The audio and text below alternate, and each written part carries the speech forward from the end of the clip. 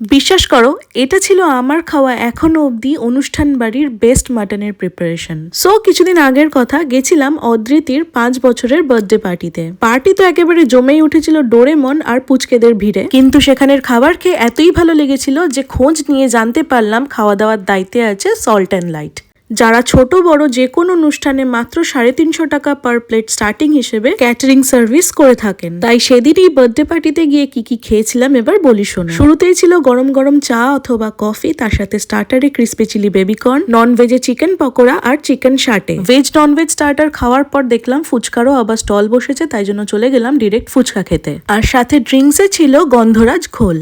তারপর main course খেতে গিয়ে দেখলাম ডেকোরেশনটাও কিন্তু ওনারা দারুণ করেছেন। সিম্পলি এখানে নেম প্লেট গুলো দেখো জাস্ট তোমরা, এত সুন্দরভাবে বানানো পুরো পার্টি থিমে। তারপর গেলাম মেন কোর্স খেতে, ছিল মাসালা কুলচা, তার সাথে চানা মশালা, চিকেন কষার সাথে ছিল পিস পোলাও এবং আমার ফেভারিট মাটন কষা, ছিল মালাই কোফতা কারি এবং নবরত্ন কোরমা। একে একে সবকিছু প্লেটে নিয়ে নিয়েছিলাম ঠিকই, তবে আমার কিন্তু ফোকাস ছিল প্রথম থেকেই মাটন কষাটার দিকেই। আর আগেই বলেছি ওনাদের মাটনটা আমার কিন্তু বেস্ট লেগেছিল। আর শেষ পাতে ছিল চাটনি, পাপড়, সন্দেশ, রসমালাই, আইসক্রিম এবং পান। প্লেটের দাম তো শুনলেই তোমরা কতটা পকেট ফ্রেন্ডলি, তাই তোমরা তোমাদের যে কোনো স্পেশাল অকেশনে সল্ট অ্যান্ড লাইটকে বুক করতে কিন্তু একেবারে ভুলো না।